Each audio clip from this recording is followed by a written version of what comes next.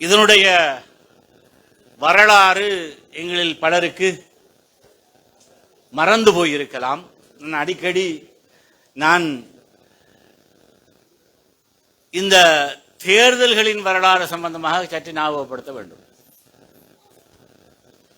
ஒரு பதிவு செய்யப்பட்ட தேசிய கட்சியாக நாங்கள் 1988 ஆண்டு பிப்ரவரி மாதம் 11ஆம் தேதி பதிவு செய்யப்படுவதற்கு முன்பே ஒரு தேர்தலில் இறங்க நிர்பந்திக்கப்பட்ட ஒரு கட்சி ஸ்ரீலங்கா முஸ்லிம் காங்கிரஸ். நாங்கள் தராசு சின்னத்திலே உள்ளூராட்சி சபை தேர்தல் ஒன்றை எதிர்கொண்டோம். அது இந்த நாட்டிலே மிகவும் கொந்தளிப்பு மிகுந்த ஒரு காலகட்டம்.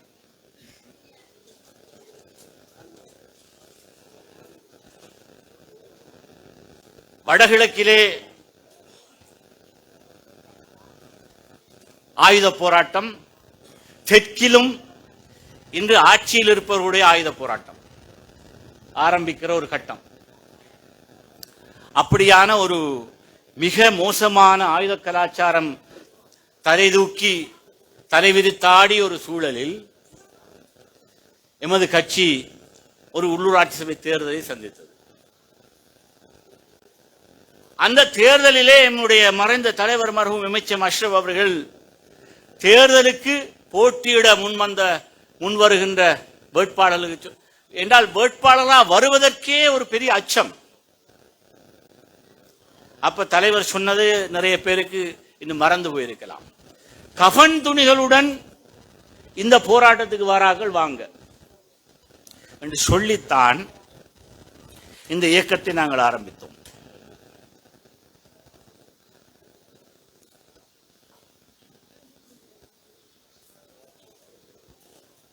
தேர்தல் நடக்கவில்லை, அதனால் நிறைய பேர் உயிர் பிழைத்து விட்டார்கள். அப்படித்தான் இன்றைக்கு இருந்த சூழல் ஒரு சாமானியமான சூழல் அல்ல. இன்றைக்கு நிறைய காளான் கட்சிகள் எல்லாம் உருவெடுத்திருக்கிறது. அந்த கட்சிகள் இப்படி சவால்களுக்கு முகம் கொடுக்கவில்லை. நாங்கள் ஒரு கட்சியாக, அதிலும் மாகாண சபை தேர்தலுக்கு முகம் கொடுத்தோம். அதுக்கு பிறகு 88ஆம் ஆண்டு அந்த தேர்தலையும் அம்பார மாவட்டத்திலிருந்து யாரும் நாங்க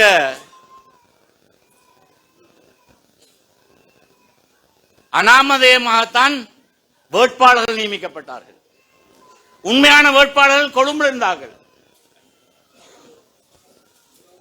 என்ற ஊர்ல இவன் தான் வேட்பாளர் செஞ்சா சுட்டி போடுவான் என்ற பயத்தில் நாங்க கொழும்புல இருந்த எங்களுடைய கட்சி போராளிகளை வேட்பாளர்களாக போட்டு நாங்கள் வடகிழக்கு மாகாண சபை தேர்தலை சந்தித்த ஒரு கட்சி இந்த கட்சி. எனவேதான் எங்களுடைய தேர்தல் வரலாறு சாமானியமான வரலாறு அல்ல. முதலாவது மாகாண சபைக்கு போன 2 உறுப்பினர்களை பலி கொடுத்த ஒரு கட்சி இந்த கட்சி. அக்கரைப்பற்றிலும் சம்மாந்துறையிலும் அலிதுமானும் மன்சூரும் இந்த கட்சிக்கு மாகாண சபை உறுப்பினராக இருந்த போது பலி கொள்ளப்பட்டவர்கள். அப்படியான பெரும் தியாக வரலாறு எங்களுடைய கட்சியுடைய வரலாறு. இது இன்றைக்கு நாங்க தேர்தல் எதிர்கட்சிகளோட மேடையில் ஏறி ஆளுக்கால் விமர்சனம் செய்து கொள்ளுகின்ற ஒரு மாமூல் அரசியலாக இந்த அரசியலை இந்த ஒரு சிலர் ஆக்கியிருக்கலாம். ஆனால் இந்த இயக்கம் நீண்ட வரலாறு கொண்ட ஒரு இயக்கம், ஒரு சாமானியமான வரலாறு அல்ல. அது பெரும் தியாகத்தால் எங்களுடைய உறுப்பினர்கள் தைரியமாக சில நேரம் வந்திருந்த கள நிலவரங்களை சமாளிப்பதற்கு நாங்கள் அனாமதேயமாக போட்டியிட நிர்பந்திக்கப்பட்ட ஒரு காலம் இருந்தது என்பதை நாங்கள் யாரும் மறந்துவிட முடியாது.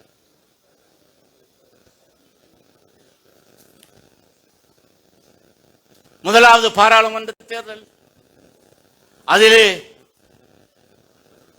இந்த கட்சிக்கு நாங்கள் 4 பாராளுமன்ற உறுப்பினர்கள் தான் பெற்றோமாக இருந்தாலும் அம்பாறை மாவட்டத்திலே அன்றைய சாதனை ஒரு சாமானியமான சாதனை அல்ல. சில நூறு வாக்குகளினால் 3 ஆசனங்களை இழந்து விட்டோம் என்ற ஆதங்கம் ஒருபுறம், அதை வைத்தே கட்சி பிளவு விடுவோம் என்கிற அச்சம் மறுபுறம். இவற்றுக்கு மத்தியில் எங்களுடைய மறைந்த தலைவர் ஒரு எதிர்க்கட்சி உறுப்பினராக பாராளுமன்றத்திலே 89ஆம் ஆண்டிலே இருந்து 94ஆம் ஆண்டு வரை தன்னுடைய முதல் தவணை பாராளுமன்ற உறுப்பினராக ஆற்றிய உரைகள் இந்த இயக்கத்தின் வளர்ச்சியை புடம்போட்ட உரைகள் என்பதை நாங்கள் மறந்துவிடக் கூடாது.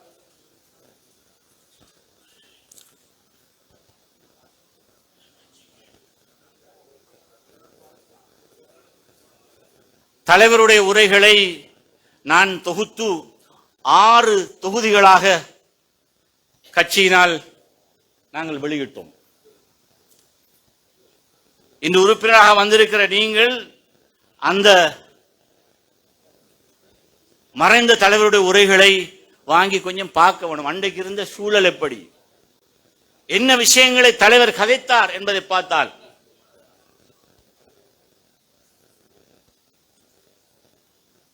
அன்றைக்கெல்லாம் பழைய போராளிகள் ஞாபகம் இருக்கும். ராவைக்கு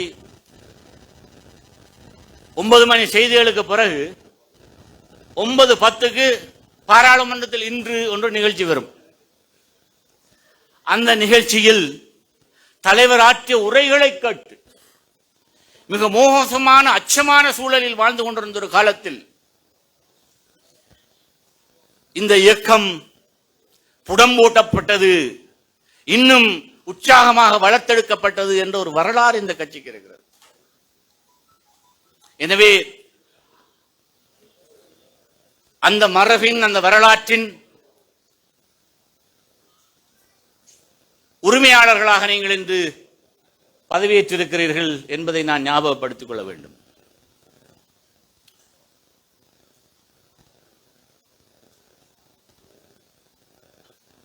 நாங்கள் அரசியல் கட்சியாக பிரகடனப்படுத்தப்பட்டு சந்தித்த முதலாவது பிரதேச சபை தேர்தல்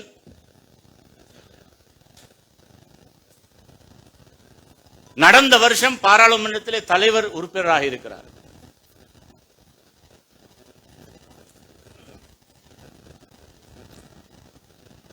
அந்த தேர்தலும் மிகப்பெரிய சவாலை நாங்கள் சந்திக்க வேண்டிய தேர்தலாக மாறிவிட்டது. எனக்கு இன்றைக்கு மாதிரி ஞாபகம் இருக்கிறது, எந்த நேரம் முழுக்க கலைஞ்சது இந்த அக்கரப்பத்து போலீஸ் ஸ்டேஷன்ல. அக்கரப்பத்தில் இந்த அட்டாள தேனையில அட்டகாசம் அப்படி ஐக்கிய தேசிய கட்சிக்காரர்கள்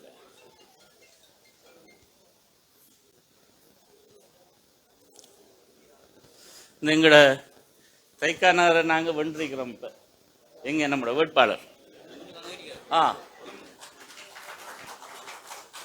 எனக்கு இன்றைக்கு மாதிரி ஞாபகம் இருக்குது. இங்க வந்திருக்கிறாரோ தெரியா, அன்றைக்கு வேட்பாளர் ஹைருதீன்.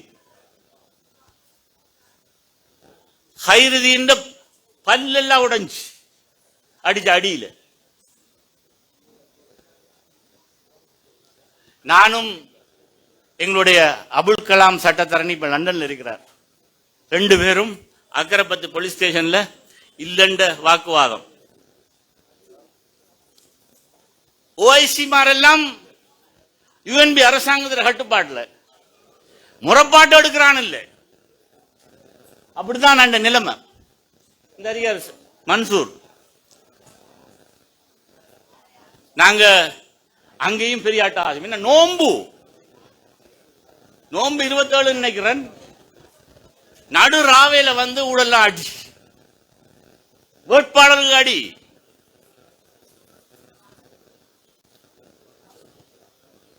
அங்க எங்களுடைய வேட்பாளர்கள், எங்களுடைய மோதிமார் இருந்தாரு, இல்ல மோதிமார் அந்த இதுல கேட்டாரு கைகாட்டி இந்த உமர் கத்தா அவருக்கு கடுமடி ஆல்பிம் ஒல்லியானால் அடி தாங்க மாட்டாரு. அப்படியான பயங்கரமான ஒரு தேர்தலை எல்லாம் நாங்கள் சந்திச்சோம். ஏனென்றா இவ்வளவு தேர்தலையும் எங்களுக்கு மேல் அட்டகாசம் நடத்திய காரணம் என்னென்றா அன்றிருந்த ஐக்கிய தேசிய கட்சிக்காரர்களுக்கு எம்எச்எம் அஷ்ரஃபுடைய சபதத்தில் அவரை தோற்கடிக்க வேண்டும். தலைவர் ஒரு சபதம் எடுத்து விட்டார். அம்பாறை மாவட்டத்தின் 6 முஸ்லிம் பெரும்பான்மை பிரதேச சபைகளில் ஒன்றையாவது நான் தோற்றால் என்னுடைய பாராளுமன்ற ஆசனத்தை நான் துறப்பேன் என்று ஒரு சபதம் எடுத்திருந்த காலம். அந்த சபதத்தின் பின்னணியில் தான் அவ்வளவு நடந்தது. ஆனா அன்றைக்கு எங்களுக்கு அடிச்சாக்கள் எல்லாம் பிறகு கட்சியோட வந்து சேர்ந்துட்டாங்க. அல்லாஹ் அவர்களை புரிந்து கொள்ள வேண்டும். அல்லாஹ் தஆலா அவர்களுக்கு நல்ல சுவனவதியை கொடுக்க வேண்டும். அவர்கள் ஓரிருவர் குறிப்பாக சொல்ல போனா இந்த கட்சியில் இணைந்தது மாத்திரமல்ல, தங்களுடைய இறுதி கட்டத்திலே அவர்கள் மிகுந்த தியாகத்தோடு இந்த கட்சிக்காக பாடுபட்டார்கள். அங்கிருந்த சூழல் அவங்க கட்சியை தான் சார்ந்திருந்த கட்சியை வெல்ல வைப்பதற்கு கொஞ்சம் வன்முறையை பிரயோகிக்க வேண்டிய ஒரு நிலவரம் ஏற்பட்டாலும் ஈற்றிலே இந்த கட்சியை வன்முறையால் மடக்கிவிட முடியாது என்பது உணர்ந்தது மாத்திரமல்ல, மக்களுடைய அபிலாஷைகளை பிரதிபலிக்கின்ற வீரியமுள்ள இயக்கம் இது. இதிலேதான் நாங்கள் மரணிக்கும் வரை இருந்து இதற்கு பணி செய்வோம் என்று புறப்பட்டவர்கள் அவர்கள். அதில் ஒருவர் தான் மர்ஹூம் ரிஸ்வி சின்னலபே அவர்கள். நான் மறக்கவில்லை. என்ற இவ்வளவுதான் மாற்றுக் கட்சிக்காரர்களாக இருந்தாலும் கட்சியோடு வந்து இணைஞ்ச நேரம் அவர்களுடைய உற்சாகம் சாமானியமான உற்சாகம் அல்ல. ரிஷி சின்னலபே அதுக்கு பிறகு மசூர் சின்னலபே வந்துட்டார். அந்த அதிகார அவர் மகனும் இப்ப நம்மளோட உறுப்பினர்.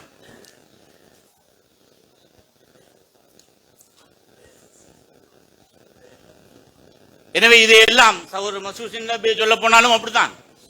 அவரும் கட்சியுடைய முக்கியஸ்தர்கள் கொஞ்சம் என்ன அந்த அட்டகாசங்களுக்கு ஈடு கொடுக்கலாம். நாங்கள் எதிர்கட்சியில் இருக்கிறோம். இந்த நேரம் ஆளுங்கட்சியில சிடிபி தலைவராக சிடிபியில இந்த பிரதேசத்தில் அவருக்கு முக்கியமான பதவி, அதெல்லாம் துறந்து போட்டு இந்த கட்சியுடைய போராட்டத்தில் இணைந்து கொண்டவர் சகோதரர் மசூர் சின்னம். இப்படி நான் சொல்லி காட்ட போனா நிறைய பேர் பத்தி பேசணும். எல்லாருடைய வரலாற்றையும் பேசணும். அட்டாளச்சியில நடக்கிற இந்த கூட்டத்தில் எங்களுடைய எம்பி ஜலாலுதீனும் எங்களோடு சேர்ந்து கொண்டார். கடைசி நேரத்தில் அவரும் நோய்வாய்ப்பட்டிருந்த நிலையிலும் எங்களுடைய தலைவர் வீட்டுக்கு போய் அவரை அரவணைச்சு இந்த கட்சியோடு இணைத்துக் கொண்ட வரலாறு. ஐக்கிய மக்கள் சக்தியின் இன்றைக்கு யுஎன்பியுடைய மறுவடிவமாக இருக்கிற கட்சியோடு இப்ப நாங்க சிநேகபூர்வமாக இருந்தாலும் இந்த கட்சியை தூக்கி பிடிச்சிருக்கிறார்கள் எல்லாரும். இந்த கட்சியின் ஐக்கிய தேசிய கட்சியின் எல்லா முக்கிய பிரமுகர்களும் 2000ஆம் ஆண்டு ஆகஸ்ட் மாதம் 30ஆம் தேதி நினைக்கிறேன் எல்லா முக்கியஸ்தர்களும் எங்களுடைய அக்ரபத்திலிருந்து உதுமாலப் எம்பி இலிருந்து ஐக்கிய தேசிய கட்சியின் முக்கியஸ்தர்கள், முன்னாள் பாராளுமன்ற உறுப்பினர்கள் எல்லோரும் வந்து எங்களோடு இணைந்து கொண்ட ஒரு நிகழ்வை மிக விமர்சையாக நாங்கள் கொழும்பிலே 5 நட்சத்திர ஹோட்டலில் நாங்கள் அதை நிகழ்ச்சியாக நடத்தினோம். இதெல்லாம் தலைவர் எங்களை விட்டு பிரிவதற்கு ஓரிரு மாதங்களுக்கு முன்பு நடந்த மிகப்பெரிய அதிசய நிகழ்ச்சிகள். அதுக்கு பிறகு முஸ்லிம் காங்கிரசுக்கு இந்த பிரதேசத்தில் எங்களை எதிர்த்து நிற்பதற்கு யாரும் இல்லை என்ற அளவுக்கு எல்லா எதிரிகளையும் எங்களுடைய பாசறையிலே சேர்த்து விட்டுத்தான் எங்களுடைய தலைவர் அவர்கள் எங்களை விட்டு அகாலமாக பிரிந்தார்கள் என்பது ஒரு வரலாறு. இதெல்லாம் எங்களுக்கு இப்ப மறந்து போயிருக்கலாம். ஆனால் மிகப்பெரிய தியாகத்தோடு வளர்க்கப்பட்ட ஒரு இயக்கம். அந்த இயக்கம் இன்றைக்கு நாங்க சில்லற விஷயங்களுக்கு சண்டை போடுறதை விட்டு போட்டு இதனுடைய தியாக வரலாற்றை நாங்கள் நினைத்து பார்க்க வேண்டும்.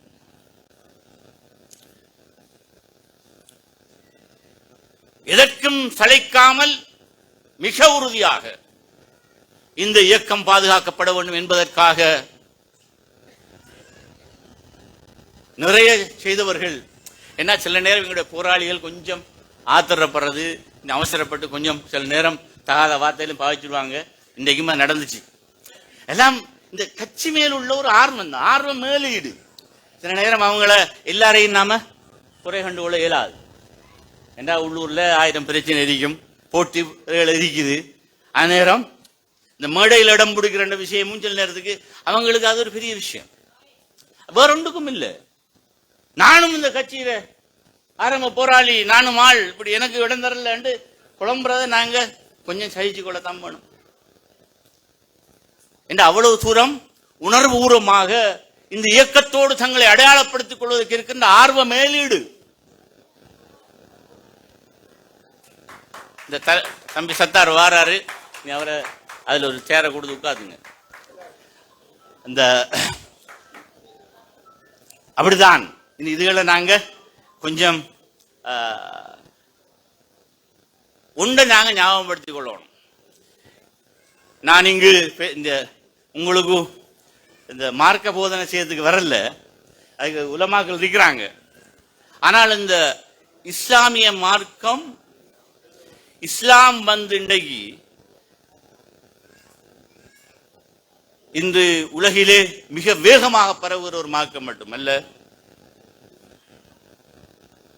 உலகில் வாழ ஜனத்தொகையில் 1/5 பங்கு இன்று முஸ்லிம்கள் என்று இருக்கிற நிலவரம். ஆனால் ஆரம்ப கட்டத்தில் இஸ்லாம் எப்படி வளர்ந்தது? வேற எதுவும் இல்லை, சகிப்புத்தன்மை. நடந்த அட்டூழியங்களையும் அடாவடித்தனங்களையும் சகிச்சு கொண்டதனாலதான் இஸ்லாம் வளர்ந்தது. அந்த நேரம் எங்களுக்கு ஆக்களோட அடிக்க பிடிக்க போறதுக்கும் இயலாது. அவ்வளவு தூரம் ஒரு நலிவடைந்த ஒரு கூட்டமாக இருந்ததுதான் ஆரம்ப முஸ்லிம்கள். ஆனால் வளர்வதற்கு காரணமானது உச்சக்கட்ட சகிப்புத்தன்மையை நாங்கள்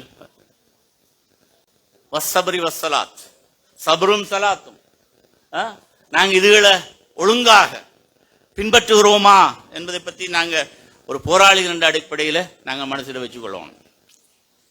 எனவே இந்த சந்தர்ப்பத்தில் நீண்ட உரையாற்றுகிற ஒரு விஷயமாக இல்லாதுவிட்டாலும், இந்த தேர்தலில் எங்களுக்கு இன்றைக்கு உங்களுக்கு முன்னால ஒரு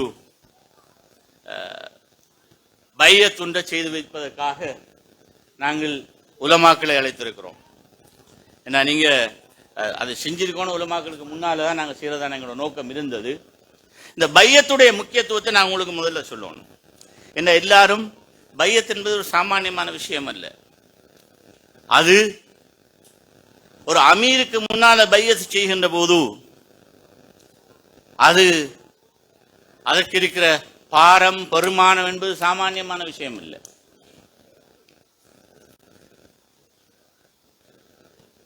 எல்லாருக்கும் தெரிஞ்சிருக்கும். பையத்துடைய அந்த மகிமையை பேசுறேன்னு சொன்னால்,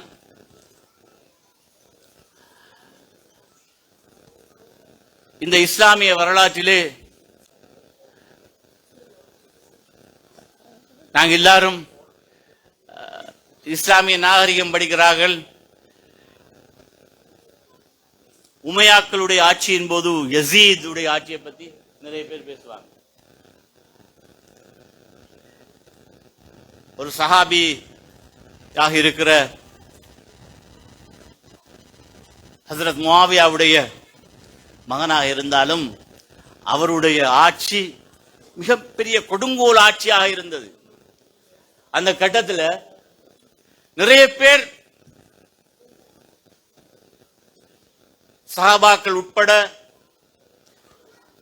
ஆலிம்கள் எல்லாம் அந்த ஆட்சியில அவருக்கு ஹிலாபத் போன உடனே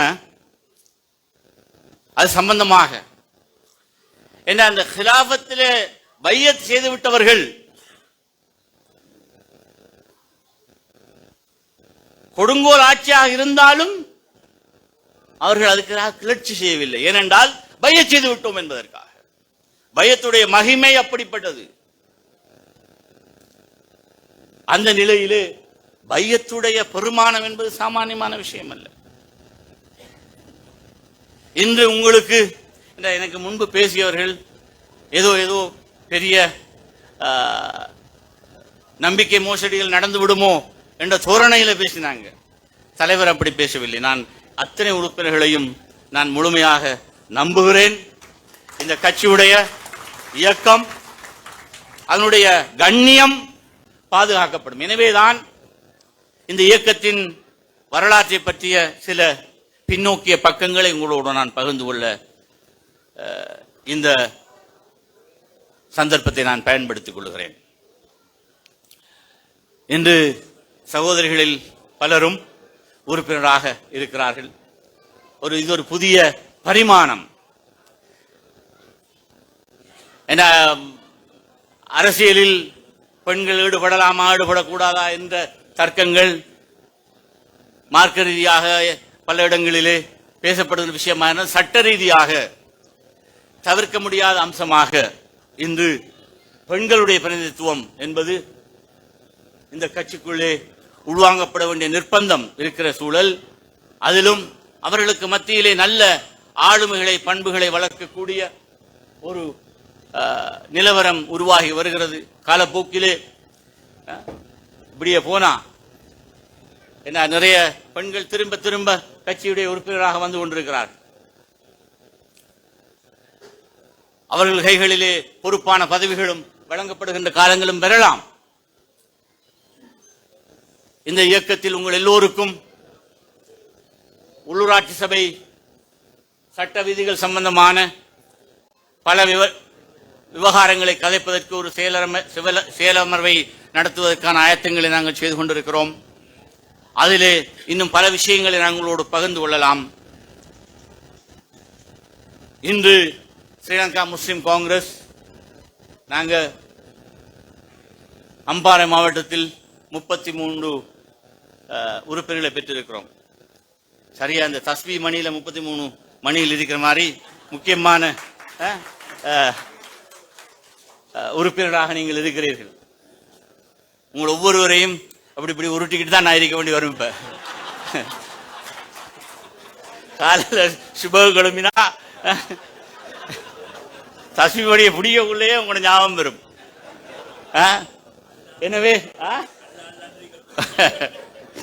எனவே என்னை பொறுத்த மட்டிலே இந்த இயக்கத்தை கடந்த காலங்களிலே இந்த இயக்கத்தை பாதுகாப்பவர்கள் எங்களுடைய போராளிகள். உங்களுக்கெல்லாம் அதிர்ஷ்டம் வாய்த்திருக்கிறது.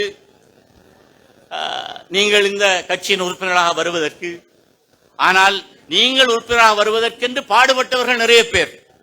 இன்னும் சக வேட்பாளர்கள், அவர்களை யாரையும் நீங்கள் மறந்துவிட முடியாது. உங்களுடைய பிரதேசங்களிலே அபிவிருத்தி என்று வருகிற போது போட்டியிட்ட வேட்பாளர்கள், தோல்வியடைந்த வேட்பாளர்கள் இல்லாமல் எல்லோரையும் சேர்த்து நாங்கள் ஒரு குழுவாக இயங்க வேண்டும். எங்களுக்கு இடையிலே இருக்கிற அந்த சகோதரத்துவம் மிக முக்கியமானது. ஒவ்வொரு வட்டாரங்களிலும் இருக்கிற கட்சி கிளைகள் அதனுடனான ஆலோசனைகள் என்பது இல்லாமல் அந்த பிரதேச அபிவிருத்தியை பற்றி தாண்டோண்டித்தனமாக நடக்காமல் உரிய அந்த கலந்துரையாடல் நடக்க வேண்டும். கருத்து பரிமாற்றங்கள் இடம்பெற வேண்டும். பாராளுமன்ற உறுப்பினர்கள் அடுத்த கட்டமாக மாகாண சபை என்று வருகிற போது அதிலும் இந்த கட்சியை பிரதிநிதித்துவப்படுத்துகின்ற உறுப்பினர்கள் என்று எல்லோருடைய அந்த ஒன்றித்த கலந்துரையாடலோடு இந்த பிரதேசங்களுடைய பிரச்சனைகள் சம்பந்தமான நடவடிக்கைகளை நாங்கள் செய்ய வேண்டும். ஆளுங்கட்சி இருக்கிறது என்பதற்காக இந்த இயக்கத்தை அவர்கள் கடந்த தேர்தலில் நாங்கள் எல்லாம் பார்த்தோம். பாராளுமன்ற தேர்தலில் இந்த அலையில கொஞ்சம் அள்ளுண்டு போன எம்மவர்கள் இந்த பிரதேச சபை தேர்தலில் அவற்றையெல்லாம் கைவிட்டு மீண்டும் இந்த இயக்கத்தை ஆட்சி பீடங்களில் அமர்த்துவதற்கான அந்த அங்கீகாரத்தை பல இடங்களிலே எங்களுக்கு கணிசமாக தந்திருக்கிறார்கள்.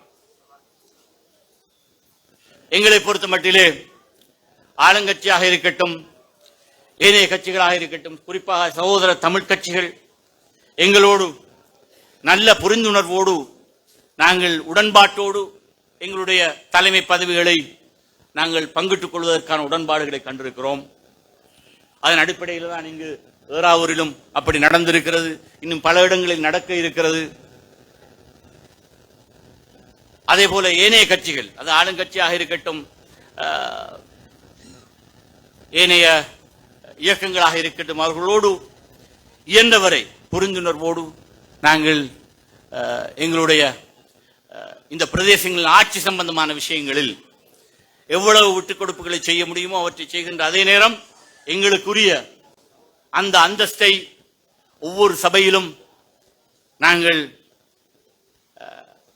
பெற்றுக்கொள்வதற்கான அந்த முயற்சிகள் அடுத்த 10 நாட்களுக்குள் பல இடங்களில் நடந்து முடிய இருக்கிறது. ஏற்கனவே மட்டக்களப்பு மாவட்டத்தின் 3 உள்ளூராட்சி சபைகளிலும் நாங்கள் ஆட்சியை கைப்பற்றி விட்டோம்.